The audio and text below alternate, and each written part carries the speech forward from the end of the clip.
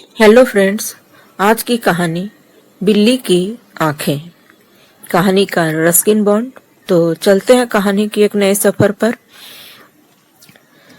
यह किरण नाम की एक लड़की का कहानी है। उसकी आंखों पर जब सूरज की रोशनी पड़ती थी तो ऐसा लगता था जैसे वह सोने का एक चकता हो। जिस वक्त सूरज पहाड़ों के पीछे आसमान में एक लाल घाव करता छुप रहा था तो किरण की आंखों में सोने से ज्यादा बहुत कुछ था। उनमें गुस्सा था क्योंकि वह अपनी टीचर की डांट द्वारा बहुत आहत हुई थी। यह कई हफ्तों के अपमान और तानों की पराकाष्ठा थी। किरण अपनी कक्षा के कई बच्चों से बहुत गरीब थी और वह अन्य बच्चों की तरह ट्यूशन पर नहीं जा सकती थी, जो आजकल परीक्षा पास करने के लिए जरूरी हो गया है। तुम्हें 9वीं क्लास में 1 साल और रहना पड़ेगा, मैडम ने कहा था। अगर तुम्हें यह पसंद नहीं तो तुम कोई दूसरा स्कूल ढूंढ सकती हो। ऐसा स्कूल जहां इस बात की कोई परवाह नहीं कि तुम्हारा ब्लाउज फटा हुआ है और तुम्हारी ड्रेस पुरानी है या जूता फटा हुआ है। मैडम ने अपने बड़े बड़े दांतों के साथ खींच निपोरी, जो कि उनके अच्छे स्वभाव की मुस्कुराहट मानते थे। क्लास की सारी लड़कियां ही ही करके दबे स्वर में हंस पड़ी। मैडम की चापलूसी करना मैडम के प्राइवेट स्कूल के पाठ्यक्रम का एक हिस्सा बन गया था। घर के रास्ते में उसके मन में जो दुख उमड़ घुमड़ कर आ रहा था, उस समय उससे सहानुभूति रखने वाली 2 सहेलियां उसके साथ हो ली। वह बूढ़ी बड़ी कमीनी औरत है, आरती ने कहा। उसे अपने सिवा किसी और की परवाह नहीं है। वह जब हंसती है तो ऐसा लगता जैसे गधा ढेंचू ढेंचू कर रहा हो, सुनीता ने कहा, जो बहुत मुंहफट थी। वास्तव में किरण कुछ नहीं सुन रही थी। उसकी आंखें दूर किसी बिंदु पर केंद्रित थी, जहां पर हर क्षण बढ़ती हुई चांदनी में आकाश के विपरीत खड़े चीड़ के पेड़ों की पार्श्व छाया दिख रही थी। चांद ऊपर चढ़ रहा था, एक पूरा चांद, एक ऐसा चंद्रमा जो किरण के लिए एक विशेष अर्थ रखता था, जिसने उसके शरीर में झुंझुनी सी करके त्वचा पर खुजली पैदा कर दी। उसके बाल चमकने लगे और उसमें से चिंगारियां निकलने लगी।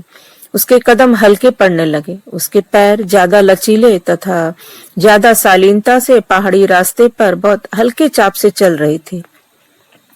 जहां पर रास्ता 2 भागों में बढ़ जाता था, वहां पर उसने अपनी सहेलियों के साथ अचानक छोड़कर जंगल वाले रास्ते पर चल पड़ी। मैं जंगल वाले रास्ते से शॉर्टकट ले रही हूँ, उसने कहा। उसकी सहेलियां उसके इस प्रकार के सनकीपन के व्यवहार से परिचित थे। उनको पता था कि वह अंधेरे में अकेले जाने से डरती नहीं थी। किरण के इस प्रकार के मूड से वे एकदम से नर्वस हो गई। अब वे एक दूसरे का हाथ पकड़े खुली सड़क पर तेजी से अपने घर की ओर चलने लगी। किरण को शॉर्टकट के लिए ओक के घने जंगलों से गुजरना पड़ा। ओक की टेढ़ी मेढ़ी शाखाओं की छाया पथ पर पड़ रही थी। एक सियार चांद को देखकर हु हु कर रहा था। एक छपका भी चीख रहा था। उसकी सांस छोटी और हाँप हाँप कर आ रही थी। जब वह गांव के एक छोर पर बने अपने घर पर पहुंची तो तेज चांदनी की रोशनी में पूरी पहाड़ी नहा रही थी। खाने के लिए मना करके वे सीधे अपने छोटे से कमरे में चली गई और खिड़की खोल दी। चांद की किरणें खिड़की में से होकर उसकी बाहों पर पड़ रही थी, जिससे उसके बाल सुनहरे हो गए थे। सारी बाह सुनहरी बालों से ढक गई थी। पूंछ सरसराते हुए, कान छिदे हुए पीला भूरा तेंदुआ फुर्ती से खिड़की से बाहर आया। घर के पीछे खुले मैदान को पार किया, पेड़ की छायाओं में घुल गया। थोड़ी देर बाद वह खामोशी से जंगल के अंदर से दबे पांव चली जा रही थी। यद्यपि शहर के टीन की छतों वाले घर पर चंद्रमा की रोशनी चमक रही थी, तथापि तेंदुए को पता था कि छाया ये कहां पर गहरी है, सो वह उनके साथ सुंदरता से मिलते हुए चला जा रहा था। कभी कभी सांस लेते हुए उसे खखारना पड़ता था। वही एक आवाज वहां हो रही थी। मैडम डिनर खाकर रोटीज क्लब से लौट रही थी, जिसका नाम क्लिंटन क्लब था, जो पतियों के क्लब से सदस्यता के एक तरह के विरोध में बना था। इस वक्त भी सड़क पर कुछ लोग थे और सभी लोगों ने मैडम, जिनका शरीर स्टीम रोल की तरह था, देखा था। किसी ने भी उस नरभक्षी तेंदुए को नहीं देखा था, जो गलियों में से होता हुआ टीचर के घर की सीढ़ियों तक पहुंच गया था। वह वहां पर चुपचाप किसी स्कूल की आज्ञाकारी लड़की की तरह धैर्य से बैठ गया। जब मैडम ने अपने घर की सीढ़ियों पर तेंदुए को देखा तो उसका हैंडबैग नीचे गिर गया और उन्होंने चिल्लाने के लिए मुंह खोला, पर उनकी आवाज ही न निकली।